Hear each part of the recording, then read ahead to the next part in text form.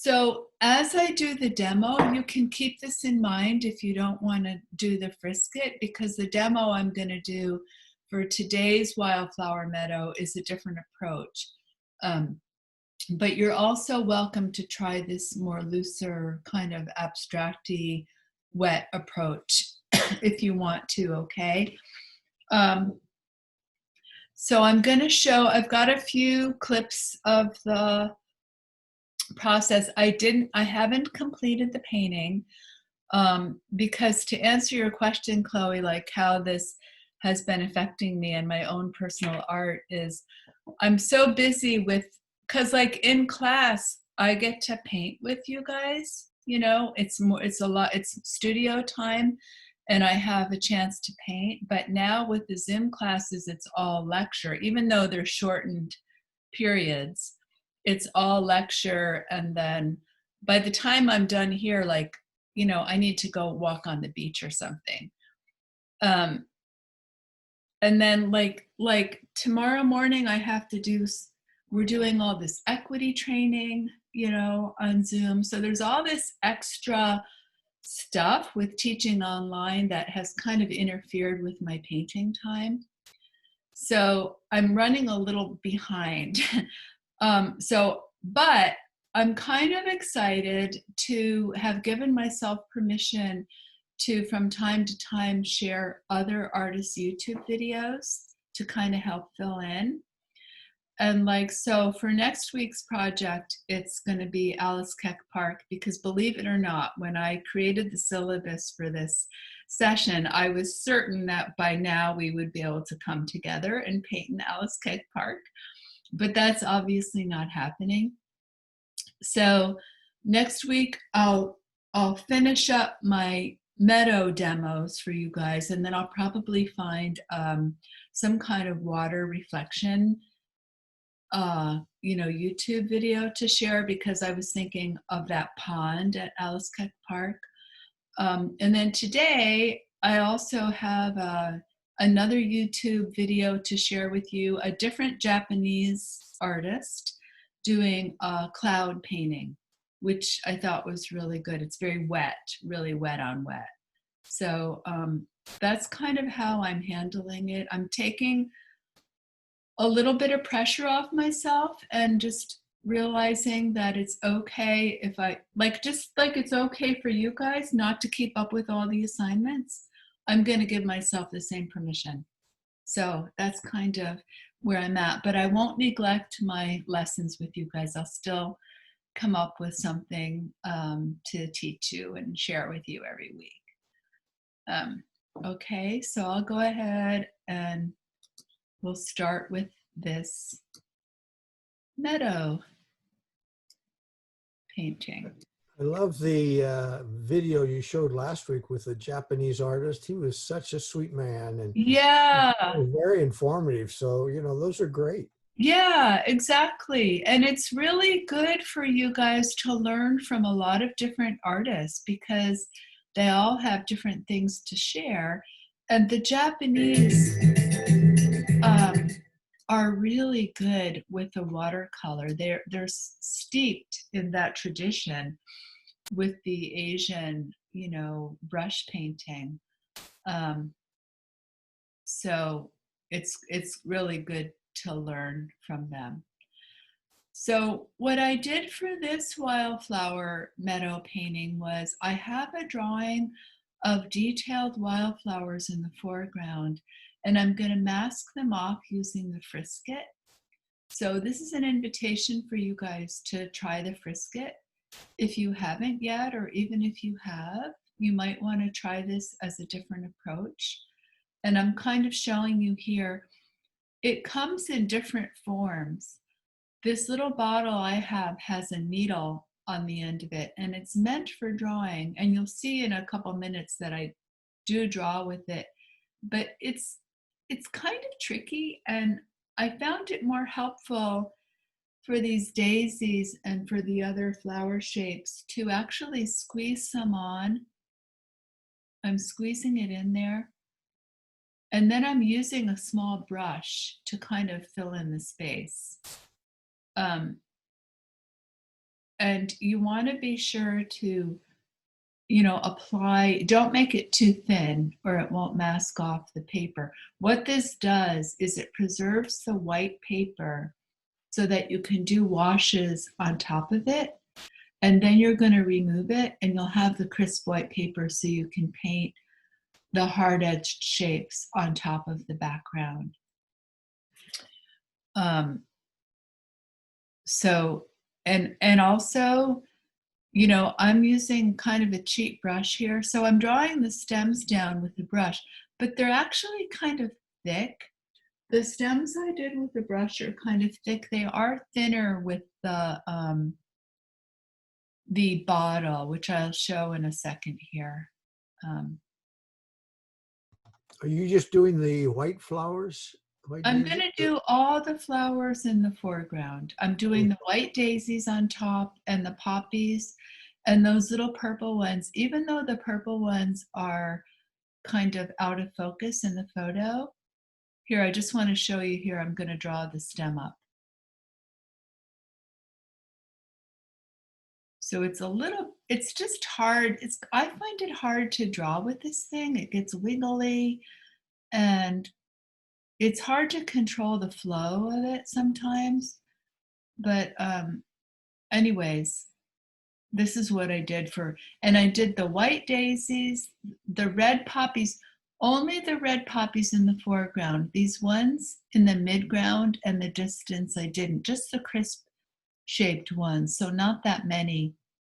And then I did some of these purple ones, even though they're out of focus, I brought them into focus and gave them crisp edges. So this is the first step, is to do hopefully you can see there's a very faint drawing here.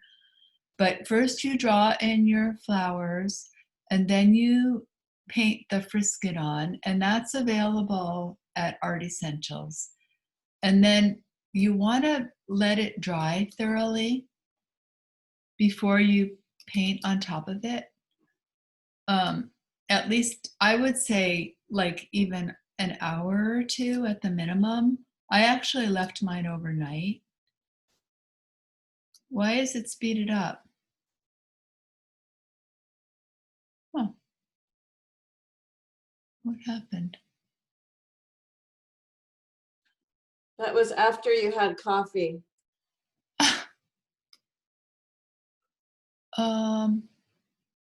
You know what? I think, see, yesterday, this is so weird.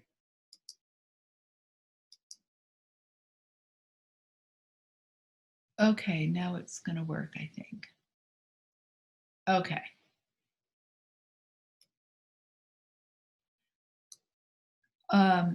So yeah, it's kind of gooey, and even when it's dry, it can sometimes feel a little tacky, but it has a bit of a green tint to it, so you can actually see the shapes better. You can see the poppy shapes down below and the purple ones. So the first thing I'm going to do is just wet the whole paper using my fattest brush. I've been meaning to get, a lot of artists for the wet on wet, for wetting their paper, they have a really wide, flat, like 1.5, like 2-inch brush. And I actually want to get one of those. But just use the largest brush that you have and really put a lot of water on there. Just really saturate the whole thing to be sure that it stays wet. And as you go, as you add more color to it by dropping the wet paint into it, it will continue to keep it wet and damp. But you want to be sure to start out with a nice, saturated paper. I normally have my palettes to my right, but I have them out in front above my painting for the demo so you can see me mix my colors. So this little tray of lemon yellow already has a little bit of green mixed into it. So I'm getting this kind of yellow green.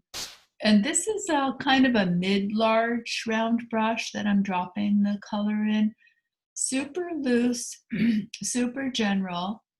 it looks like I guess I moved to the photograph of the flowers because I need to hold it next to me so I can look at it. Oh, I know what I can do. I can get the photo up here so you can see it. There, can you see the photo now? Yes. Okay.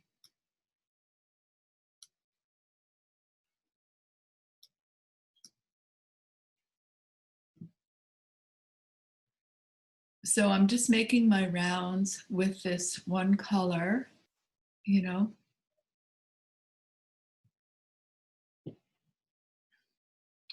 And now I'm going to mix up the poppy color. I'm using a cadmium red and an alizarin crimson together.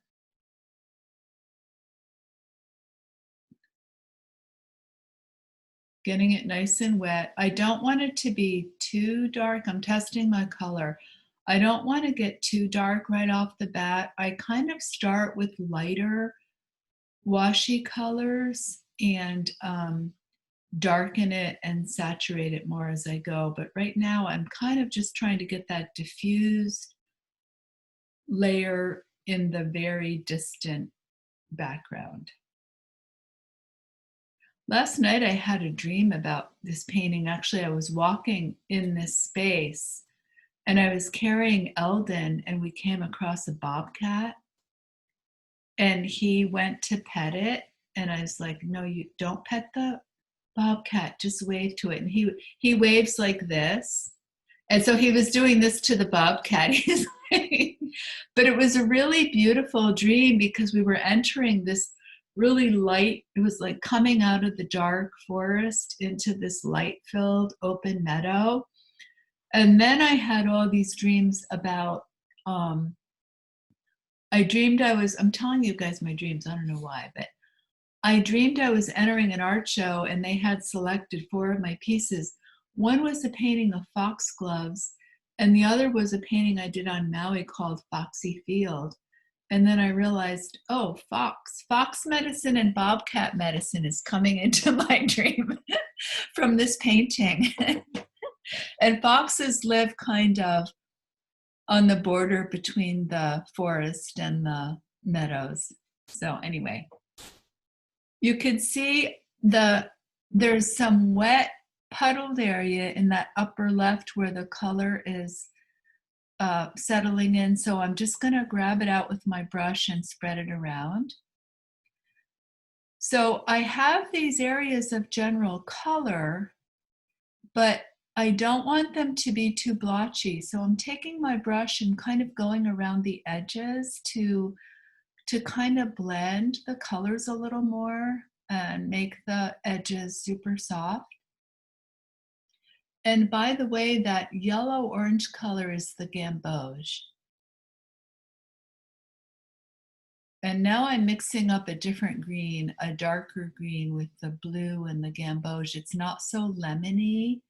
It's more of an olivey green because I used more of an orangey yellow instead of a primary lemon yellow. And I'm putting, you can see that I'm putting in these darker greens that are up here and throughout here.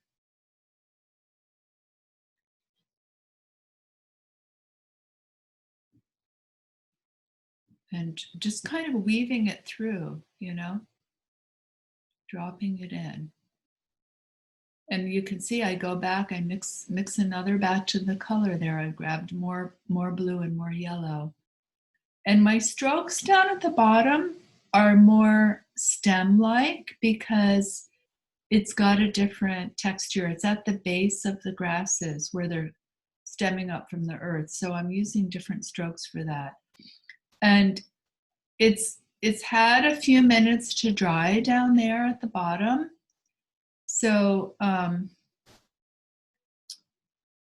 you know, the strokes can kind of hold their shape a little more. Now this green is a bit brighter. I went back to the lemon yellow, but I deepened it and darkened it with a little more blue. So it's a brighter green because I want to get a range of greens in here. And just doing these kind of grass-like strokes.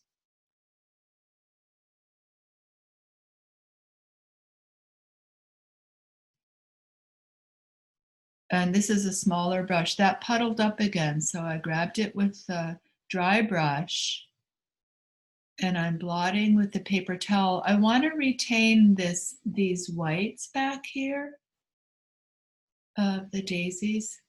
So I did a little bit of lifting and blotting with that. Coming back to my yellow green. So now I'm doing another round, you know, just like with the palm tree, how we did a few passes around. You're going to do several passes here with your color. And each time you get a little more definition. So here's this green around these red poppies, and it's very generalized, right? But because as you work, the paper is drying a tiny bit more every minute. And so you'll have a little more definition here as you go. So you gradually bring in more clarity, but yet you'll have that soft, diffused look in the distance in some of the areas.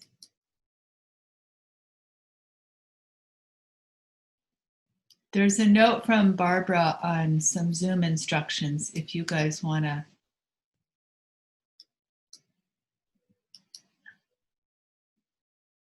She's better at navigating this than I am.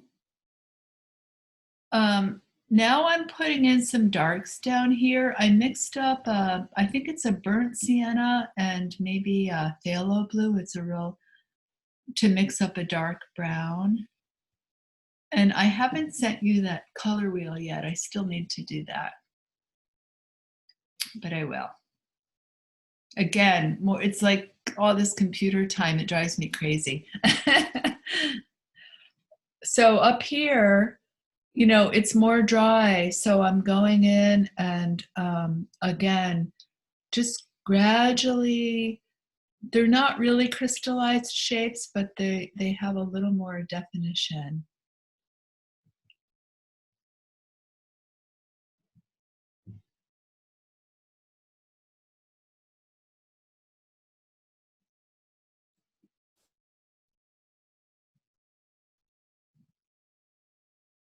Putting in some dark up there. So you're kind of getting the idea, right? I'm going to scoot it along a little bit. I just want to say you can see here where I added the dark into the red, it got a little darker. Coming back down to the bottom, this thing won't, let's see, move it up here. Oh, there we go. That's better.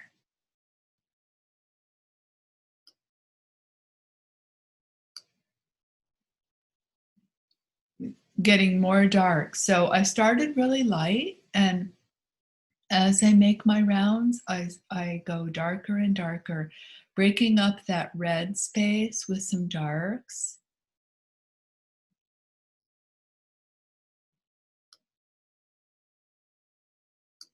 Now coming back down to the bottom with some more darks.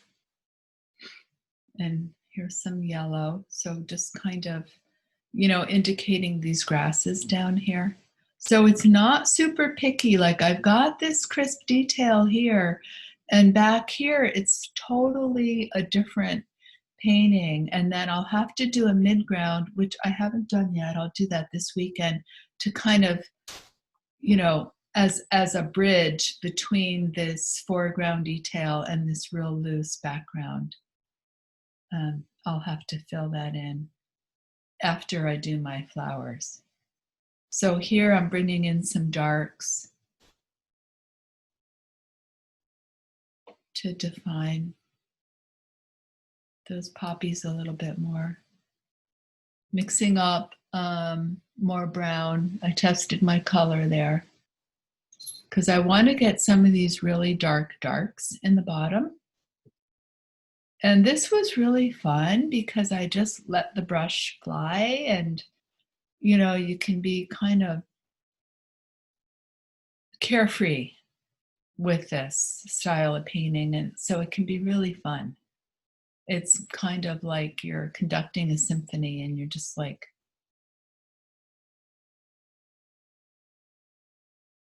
So do you see how, as the paper's dried a little bit more, that well, I don't know, they're still kind of spreading out quite a bit, aren't they? But in some of the areas, you can see that the brush strokes are staying pretty crisp. Another round of darks. And then I added some more of the golden yellow in, both at the top and the kind of lower center part there. And I'm getting a little bit of bloom and a little bit of texturing happening up here, but you know, it's okay. I'm not going to be too worried about it because it's just going to add to that more ethereal. The upper part is going to be a little more open and ethereal and spacious.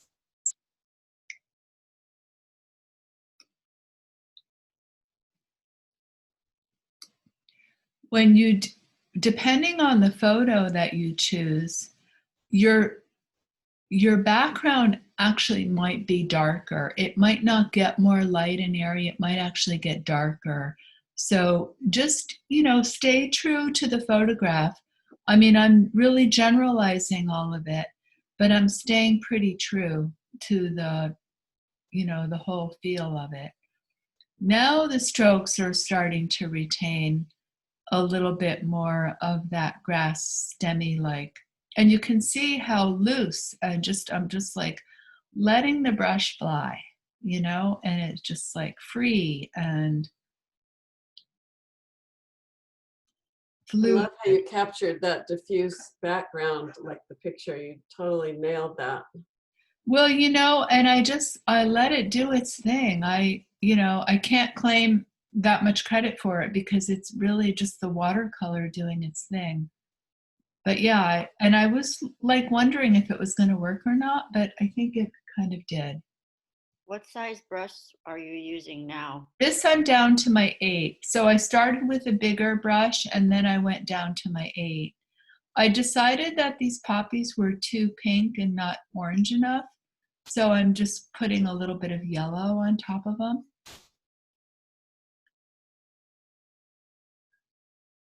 I didn't want them really orange. I didn't want this like deep red. I wanted to keep the feel light and pastel-y, and I actually went kind of dark red actually on those, but in the background I kept them a little lighter. But yeah, adding yellow to that. And then I'm doing some brighter greens down at the bottom. So gradually darkening and brightening my colors. This video, this whole process of doing the background is 30 minutes. So I went on and, you know, it stayed pretty wet. Now it's starting to dry more, but not totally. And it's because when you continually keep working it, it keeps it wet. But you can see it's, you know, it's drying up here. And I did soften some of these blooms. I think that I will show that here in a second. Let's see if yeah, let's go back and show you how I'm blotting the edge of it and I'm wetting it too to kind of soften it. Because I didn't really, some of the blooms were a little troubling. So I just kind of blotted and wet to soften it, blend it back in a little bit. If it's still wet, you can just dab it with the brush. But if it's dry, you have to kind of work it a little bit more by re-wetting it.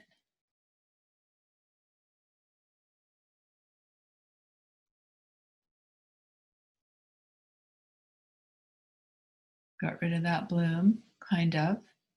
Just kind of lightened the blooms. I didn't fully get rid of them, but I softened them and lightened them a little bit, and this one too.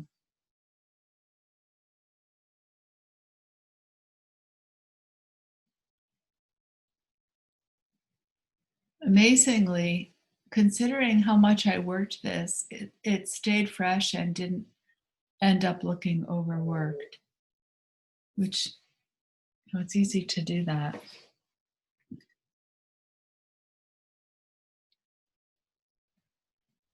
Okay, I think, let's see, just doing some more darks down here. So that's kind of what I ended up with for my background. Then what you do is let that completely dry again. And then you have the fun job of removing your frisket. And this is kind of a chore. Basically, you just have to, it's like a chore. It's like, you know, whatever chores you have in your house, like emptying the trash or going out to pick your fruit or whatever. You just have to do it. It's just one of those things you have to do. And you use an eraser. This is it's a white eraser, and you just have to put some muscle into it. Again, it's really gooey. And you'll notice after going through and doing this, you can run your finger over it and you'll feel some still tacky places. And you can even rub some of the excess off with your finger. But be sure to go through and feel your way through and remove it all, because otherwise it defeats the whole purpose of doing all this. Okay, so that's the work part. I didn't show all of it, obviously. How long did that take you? It took me about 20 minutes. And so this is what it looks like when you remove the frisket. You've got all this nice white crisp flower shapes. I had to go back in and redraw the daisy centers because they got erased. And now I'm going to use a really small brush and I'm going to do my whites of the daisy leaves. I'm getting a little bit of that periwinkle, and this color is iridescent blue, but it's got some cobalt or something kind of sitting at the edge, which is more what I'm grabbing, but it'll be like a tiny bit of the iridescent will probably get in, but it's just a really soft baby blue. And then I'm going to get a yellow. It's a little bit of lemon and a little bit of that gamboge, so kind of a warm, soft yellow with lots of water. So when you're painting whites, you use mostly water with just a little bit of tint. And I'm going to go in, you can't see this right now because my hand is in the way, but you'll see in a second. I'm going to go in and I'm going to put the blue more around the center of the daisy, and then extending it out on part of the petals. But you want to be a little inconsistent with it because you don't want it to be too uniform. You want it to look more natural. Like if you look at these daisies, you can see like there's areas where the blue is kind of collecting and gathering. You can see it more. And then I did yellow. So, and I'm doing a few at a time, you guys. These are such tiny little shapes that they actually need a little drying time before you do your blend, because otherwise you won't retain any distinction. Now I'm adding the yellow. It's more to kind of the outer part of the daisy. I'm going to go up here where you can see a little better what I'm doing. Okay, this is a little darker, so it shows it more. You can see where I placed the blue, and it was pretty dark, so I took some of the paint and spread it around on other daisies because my brush is kind of loaded, and I even dropped some of it back into those first daisies. I decided I wanted a little more pigment in there. So it's just like the first process was super loose and intuitive and carefree, and like you're just kind of moving around and flowing with it. This is a bit more methodical, where you have your process and you're just repeating it, kind of more like a meditation or something, you know, where you're just doing your pranayama or doing your chanting over and over and over. Again, doing a few at a time, and now adding my yellow, my watered down yellow, so you have a little bit of a distinction.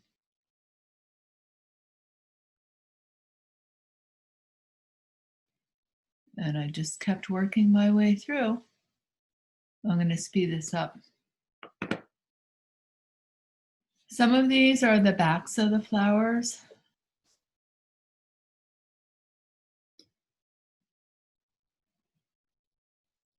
So I did my daisies, and now I'm going to do my poppies.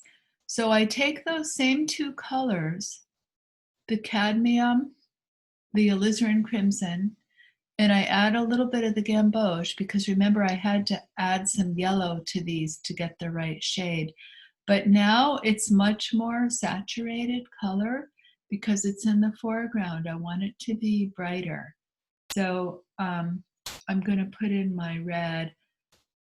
They're really simple shapes. Some of them I divided into like a, you know, you can see how these poppies have like one petal and then another petal behind it.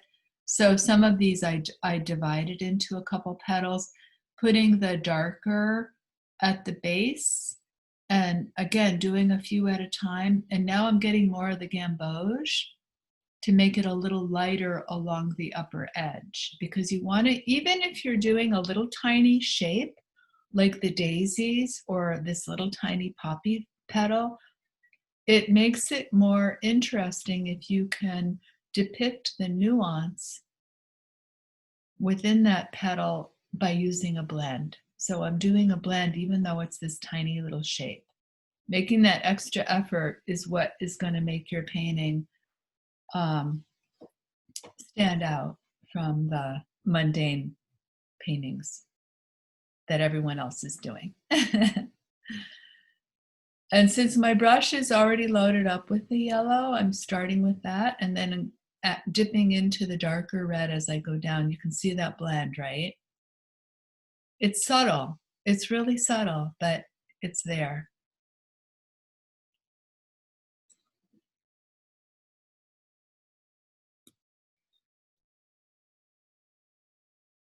So I go through and do my poppies.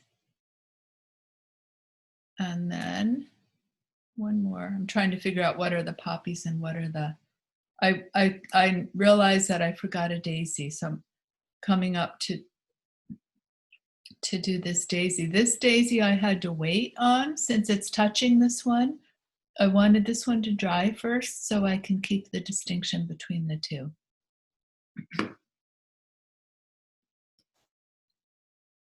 And then for my purple, purple is a really challenging color to mix up with red and blue if you don't have the right red and blue, because it's hard to keep it vibrant. It's super, it gets muddy really easily if you don't have the right combo of red and blue. And if there's one secondary color you're going to buy from the tube, I would recommend getting a violet.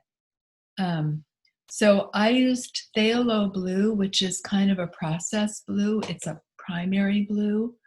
And I used my opera rose, which is my brightest pink, in order to get that bright purple, because I want it to be bright. I want to see how bright this is.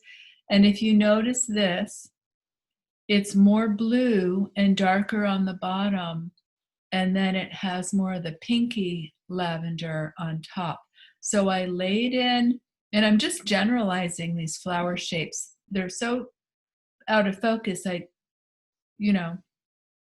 can't really see them, but I can get an idea of that there are these petals shooting up. So I lay in my dark petals, and again, I do 4 at a time so they have a little chance to dry partially. and then add in my red violet.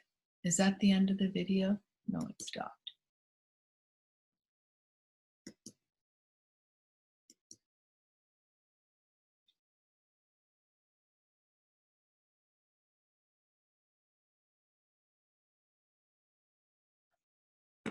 Apricot crisp, and we don't get to eat a bite.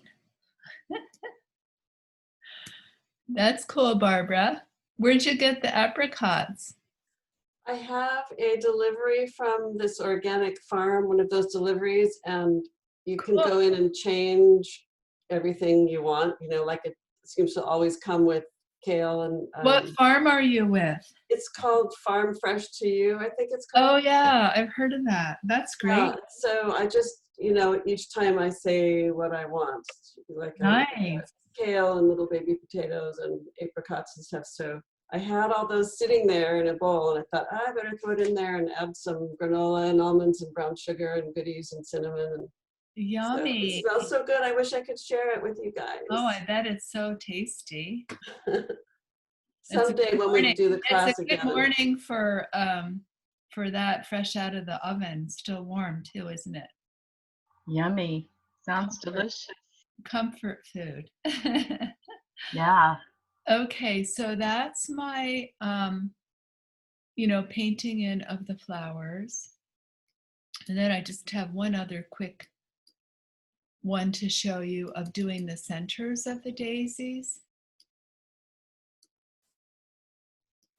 Right. And just to that. So if you look at the photo of these daisy centers, you'll notice that there's a ring of kind of a yellowy golden color around the outer edge, and then they're green in the center, and then there's a real dark in some of the areas where the center meets the petals. So I'm going to paint that in. I'm going to, even though again these are like tiny little shapes, I'm going to use 3 different colors to break it down. So once again, I'm going to you can see I'm doing these rounds, and it's very methodical, right? I'm painting this golden ring around the outside, and once again, I'll do, since they're tiny little shapes, I'll do several at a time. I'm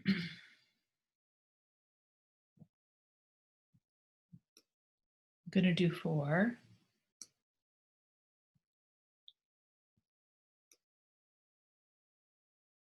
I'm going to do 5.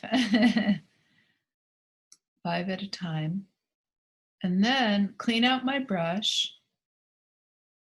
get some of the yellow green, and I'm using my very light, my lemon yellow, my kind of little lime green there, and I'm just going to drop it into the center of each one. And it's wet enough that they'll still blend, but it's not so wet that it spreads out and fills the whole thing. And in fact, it was so dry that it kept its shape a little too well. And you'll see I'm going to go back. I'm moving on to the next round, but I'm actually going to come back. I decided that it stuck out a little more than I wanted to, so I come back with the brush just to blend it. I'm going to hold off on the really dark edge because I want it to be much more dry before I drop that in, because, you know, it doesn't really blend into the center that much. It's a soft edge, but it kind of, it's like a boundary, you know, between the 2 shapes. So yeah, here I am just kind of blending in my green a little bit more to the centers. And then see if I do the dark yet. Am I doing the dark? Yeah. So I'm getting my burnt sienna dark blue combo for my real dark. That phthalo blue can make a really dark brown. If you want a really dark brown, pick your darkest blue and your darkest red, or red orange, which would be burnt sienna. And when I drop in these darks, I'm not doing the whole outer rim. I'm just doing little bits of it, like how are shown in the daisy. You want to keep it kind of irregular because that will look more natural. So I think you pretty much can see that, right?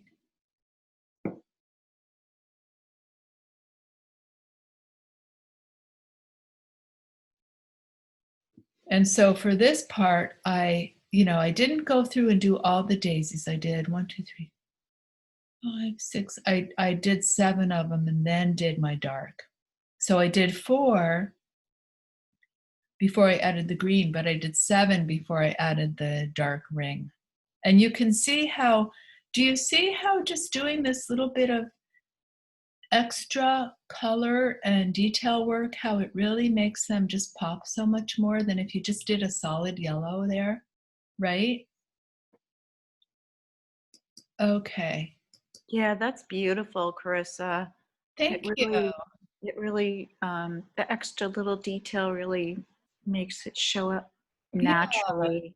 It's worth it and it's enjoyable. I mean, I find this a really relaxing, enjoyable process, so hopefully you guys do too. And you just take your time with it. Like, I'm not rushing myself. Like I said, I'm giving myself permission to take another week to finish it. I'm going to savor it. I'm not going to feel, it's not going to become a duty.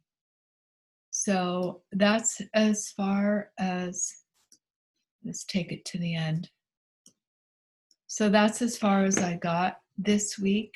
So what I'll do next, I'll put in my stems and my little buds up here. And I'll demo how to do that. Even with this, I'm going to use a couple of different colors, even though it's this tiny little shape. And then I'm going to work in some of this mid-ground back here. I'm not going to get this detailed with it, but I want to get something between these super crisp shapes and these super diffused shapes, and I want it to be kind of partial.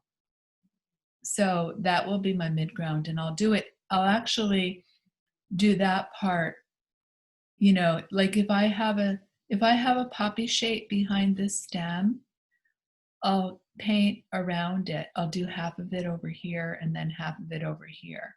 So you're still going to have to be kind of careful. So that's it for the frisket demo, meadow painting. Does anybody have any questions on that before we move on to our sky by the Japanese artist? No, it's beautiful though. Thank you. Okay.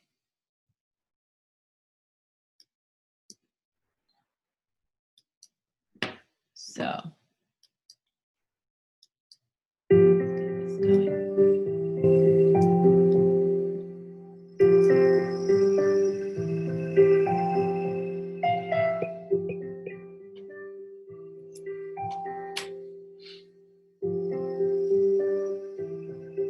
This is just a preview of what's coming toward the end of the painting. He's going to do the whole thing for us.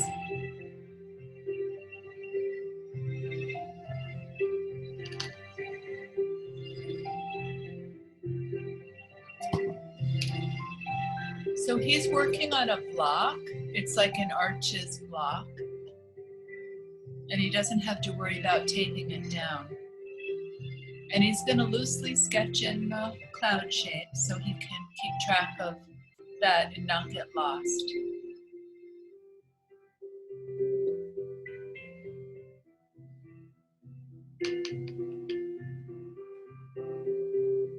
Spritzing it with a water spritzer and then moving it around a bit. He's got a Japanese brush that he's using.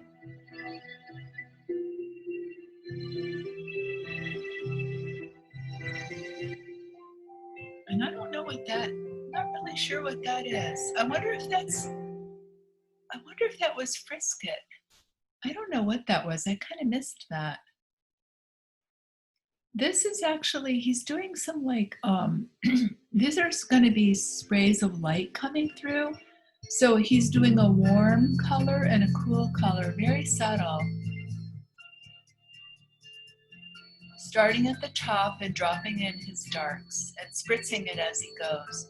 That creates a softer edge instead of just wetting it with the brush and having a hard edge. If you spritz it, it does this kind of more runny thing.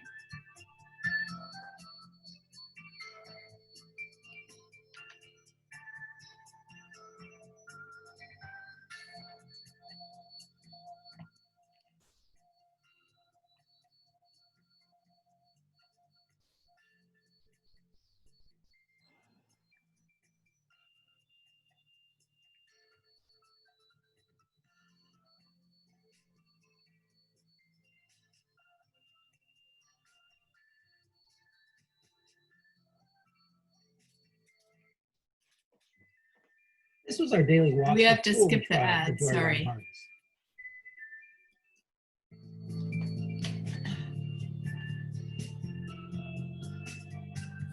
I think that's kind of like a cobalt. He's using a kind of a cobalt blue, but then he's got some violet mixed into that. And then he's got, I think, maybe a Payne's gray. He goes into a pretty dark color. He might have mixed it up himself, I'm not sure.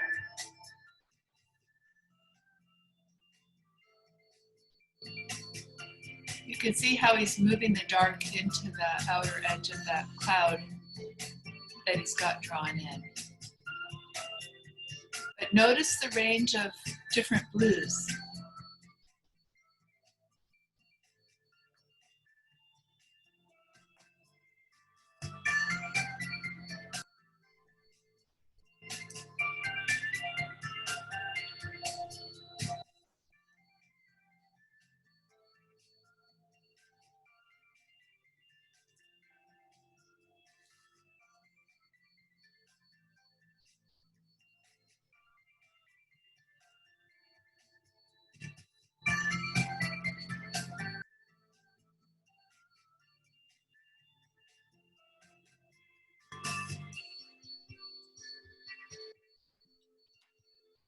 I think that might be the Payne's gray.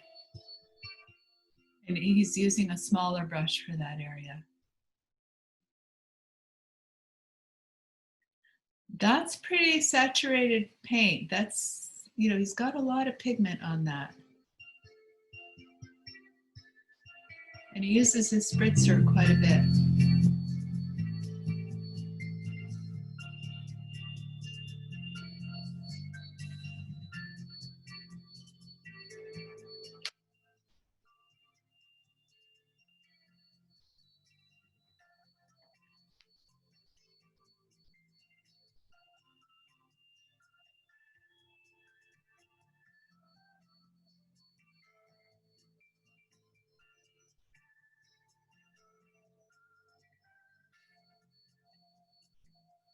So he's leaving some whites, right?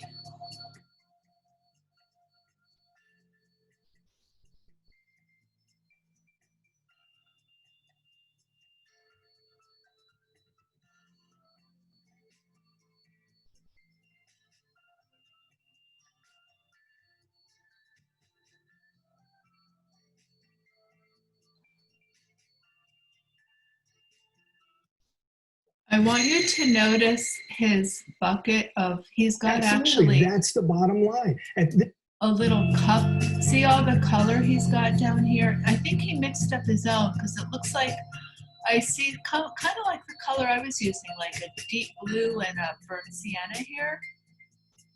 But there's a lot of it, right?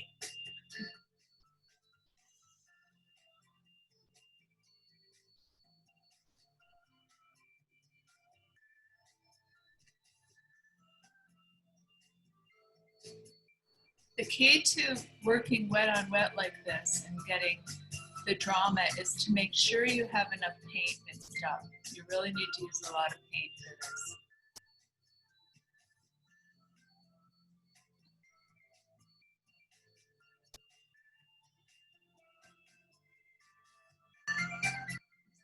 He's gonna dump it on.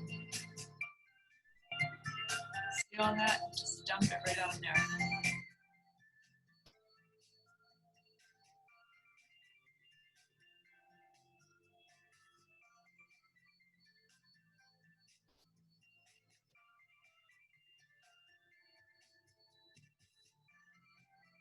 I really like that spritzer tool. That looks Yeah, super neat. yeah, it's a good one. He uses it a lot.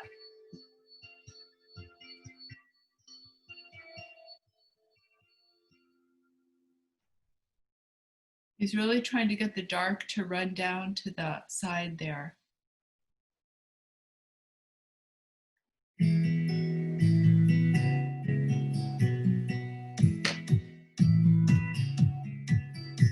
It looks like he's using a block too, so Yeah, the yeah, paper's not taped down. It's yes, just a block. exactly. Yep.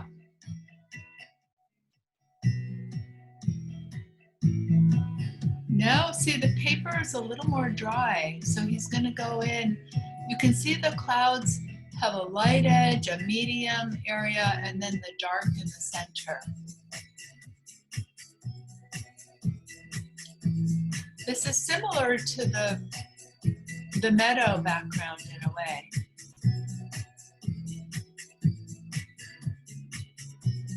Now he's scooping out some light by taking the brush and kind of smearing it, but simultaneously lifting some of the pigment up. And then a finer stroke to get variety. It's inconsistent, right?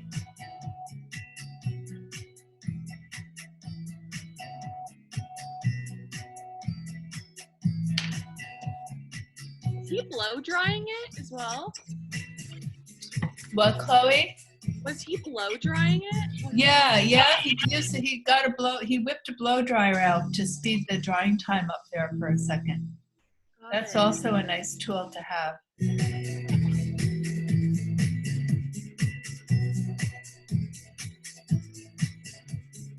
Especially on damp days like this. Yeah, really. He's actually going to lay in some ocean down here. Notice the blue is a bit more greeny for the water. It's more turquoisey.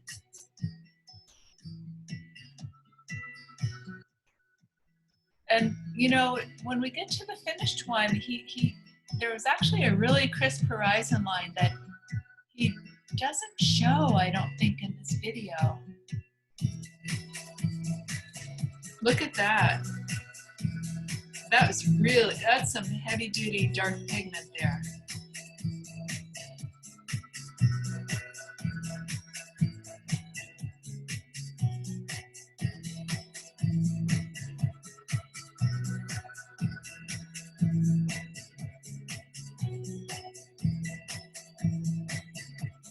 I'm sure he mixed that color up. It's kind of violet in a way. So that's the end. Let me pause it here. See, he didn't show us this, but he dropped in that turquoise and then he dropped in this dark. Somehow he must have done this afterward and it kind of fades out back here. But isn't that a beautiful cloud over ocean painting? So dramatic. Magical. Yeah, really magical using all the water. I think he did use the frisket though on the top of that cloud. Yeah, he was doing something with a pen. Kind of like up there. Let me see if there's any notes in the video. When you spritz as much as he did, how do you avoid getting blooms? Well, yeah, he does he spritzes, but then he also is simultaneously manipulating it with the brush and moving it around. You know, he just keeps it all. He keeps it all moving, and he keeps it all. And actually, A gorgeous guy. if you look closely up here, I mean, I think there are some blooms, but they're done in a way that they become part of the sky. Do you see this bloom? Here's a bit, this is a bloom right here. See that? Uh-huh. There are some blooms in here, but he uses them for his cloud. Here's a bloom, and here's a bloom. Here's a bloom over here. So they're kind of worked into the clouds. Yeah, they're nicely integrated. Yeah, they're integrated. Exactly. Hmm.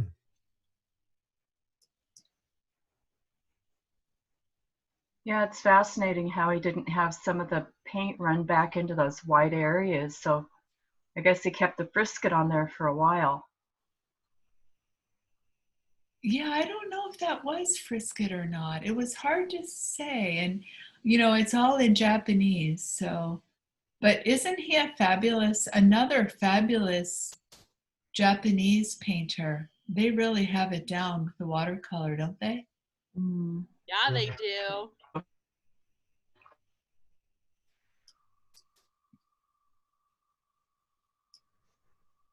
Okay, does anybody have any questions or comments? I do have a few Can you send a paintings. link to that video?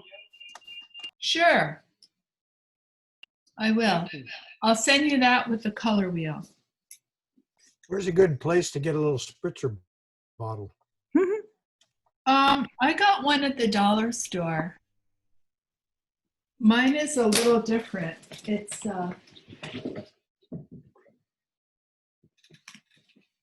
here's my little spray bottle. Well, you got a big one. Yeah, they also have, you know, you can, if you have anything at home in your medicine cabinet or in your kitchen, you know, sometimes there's little spritzers that you can just clean out and reuse. But this is the one I got at the dollar store. And it's got a fine spray. It's pretty fine. Yeah. I think it's got,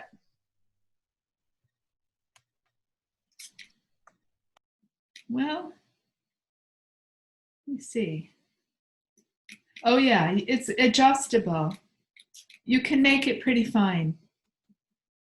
Yeah, if you close it, it gets, I don't think it's quite as fine as his though, but it does get pretty fine. But yeah, this is a spritzer is a good tool to have. You might be able to find some little empty small bottles at some of the cosmetic stores Yeah. or beyond, you know, or CVS where they sell empty bottles. You might be able to get an empty small spray bottle. Or even like your eyeglass cleaner That's it. spray bottle. Yeah. Yeah. Yeah. That's what I was gonna do. There's a couple of suggestions in the chat. Travel section, also empty bottles. Right. So those are some ideas. But yeah, that it might be, if you're going to be exploring more wet on wet techniques, it's kind of a nice thing to have. I used mine on this painting. I used my spritzer to kind of, you know, get these trees melded into the sky a little bit.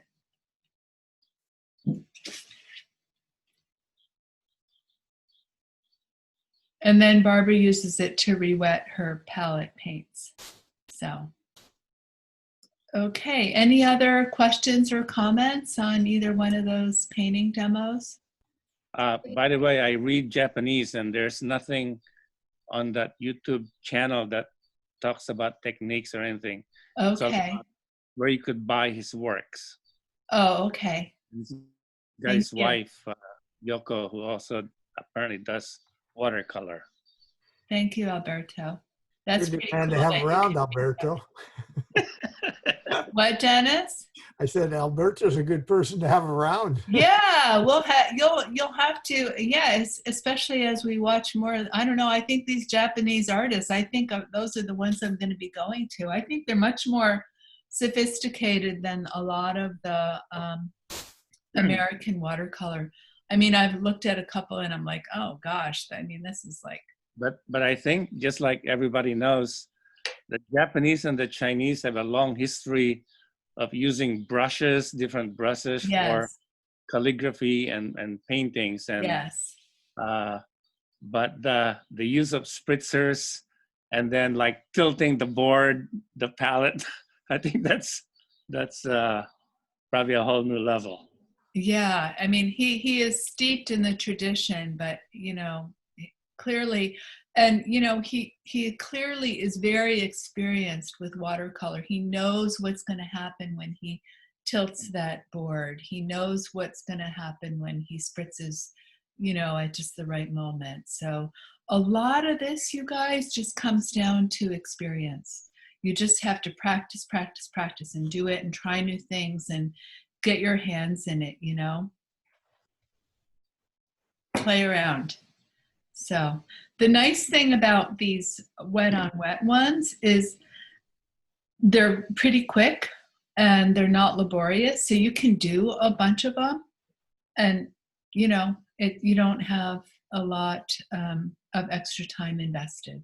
So you can just play around, especially now since we have all this time on our hands. Okay. See, I just have actually a couple of paintings to share today. So let's go ahead and get those up. Move them down here where I can see them better.